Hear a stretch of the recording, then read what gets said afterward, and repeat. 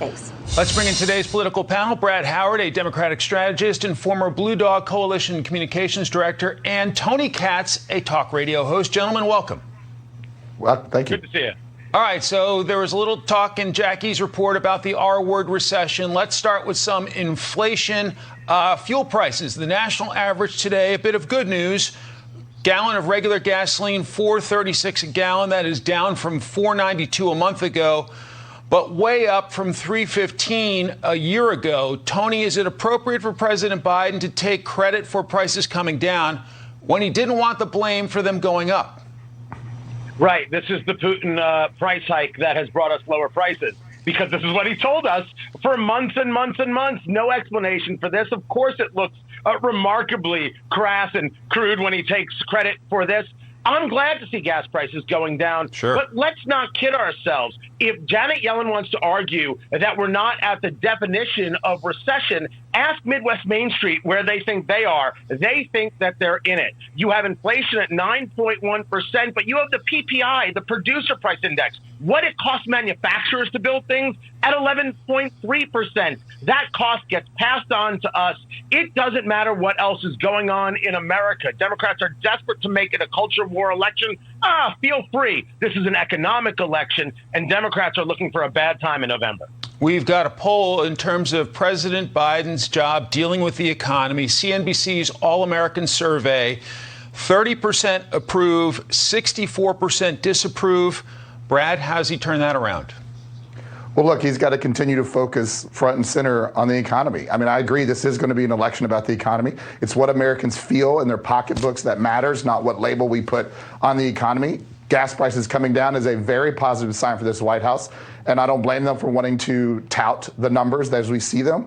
But at the end of the day, the biggest issue is inflation. And, I'm here in Detroit, and there are thousands of vehicles sitting on the lots because they can't get chips to send cars out into the economy, and chips or everything in phones from home appliances and the supply chain disruptions is leading to inflation. And Congress is about to pass a historic investment in chips. That's going to help deal with inflation, lower prices. The American Rescue Plan put unemployment as low as it is today. That's going to help the Fed lower rates and stabilize the economy. And so I think we're headed towards a good economic story in November. And I agree, this should be about the economy. It will be about the economy, and the party that can make the best case will win the election. All right, let's go to the border. Here is Homeland Security Secretary Alejandro Mayorkas. The border is secure. The border, we are working to make the border more secure. That has been a historic challenge. Tony, what border is he talking about?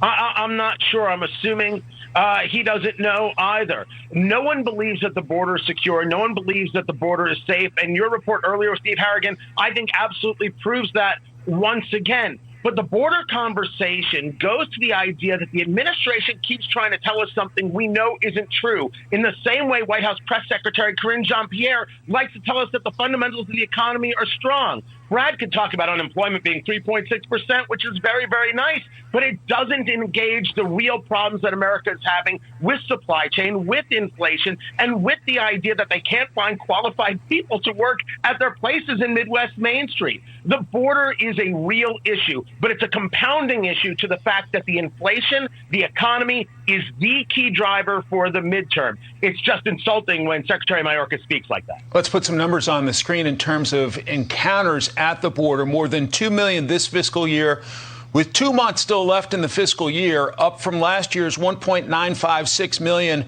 Brad, is there any way to say that the border is secure?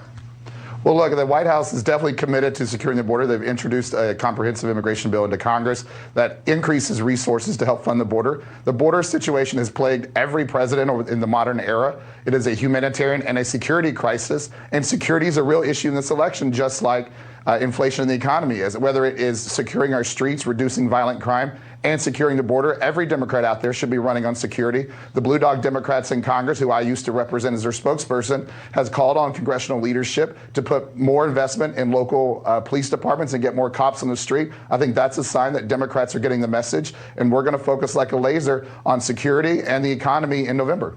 All right, let's go to New York, Brad, the one problem there is that the Blue Dogs have been absolutely pushed aside. The progressives are in charge, and they believe in open borders. Hard to push a Blue Dog message in this moment. Well, we'll see how that plays out. But I think the Blue Dogs will win the day. Gents, let's go to New York, where Congressman Lee Zeldin out on the campaign trail was attacked by a guy with a sharp object. The guy was charged with a felony and then was immediately released. Tony, is New York supporting criminals more than victims? We should note that on a federal level, he was charged as well, and also he was once again arrested. Larry O'Connor, radio host in WMAL in Washington, D.C., I think had it best. If you wanted to create an ad that would most help Lee Zeldin show the lack of seriousness on crime in New York, it's this. Attacked with a knife, that blade kind of situation, and the guy is let out of jail exactly as Lee Zeldin said he would be. The story speaks for itself on the level of lawlessness in New York and other places run by Democratic governors and mayors. Brad, let me give you a chance to weigh in. No, I'll just say I think we're all grateful that Lee Zeldin was unharmed. There is a due process system we have. Bail is an option. That's a constitutionally protected right. But I agree that we need to take violent offenders, take them off the streets, and again, put public safety front and center. And Democrats are focused on pushing public safety, putting more cops on the streets, and getting crime under control in this nation. Brad Howard, Tony Katz, gentlemen, thanks very much. Thank you. Pleasure, Mike.